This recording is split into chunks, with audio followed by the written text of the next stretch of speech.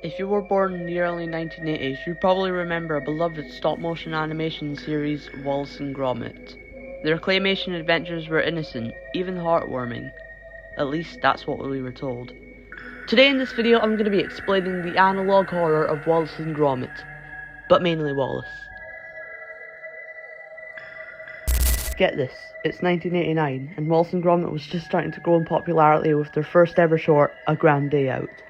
The franchise was so popular it received a feature film in 2005. However, in 2011, a 62-year-old man under the name of Stephen Brooks created an Instagram account under the title The Grand Wallace. Stephen was a neo-Nazi, which meant he supported a certain person. And Stephen was a fan of Wallace and Gromit and he was cosplaying as Wallace. But for some reason, he was wearing a blue wizard hat and a red robe. However, one of the first videos to gain traction was him shouting the N-word, under the caption, "Saying the N-word makes me feel good." And obviously this video made a lot of people angry. People started saying negative things about Stephen, and even threatened to kill him.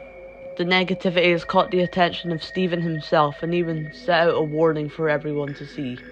He posted it a week after the drama, with the text, "Let this be a warning to those who have been spreading hate and attempting to harm me. If the barrage of negativity doesn't stop, know that I will not hesitate to retaliate with equal force.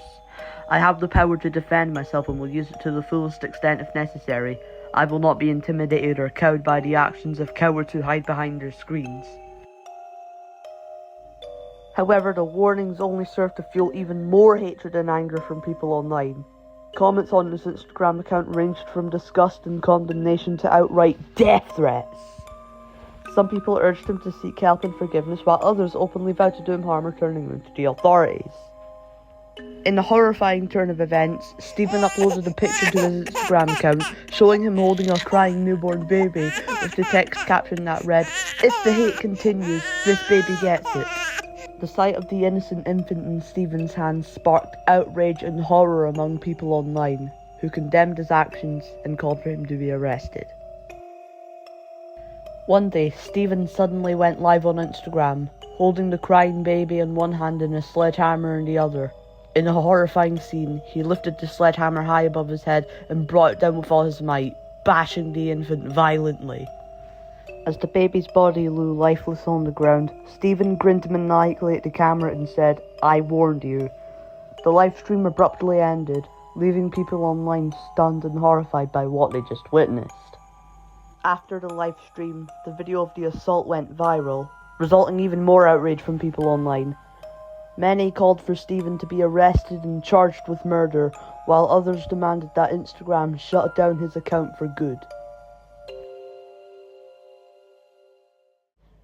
If you try to search up the Grand Wallace on Instagram today, you will find no results. However, it's unknown what happened to Stephen, if he's dead or arrested. Nobody knows.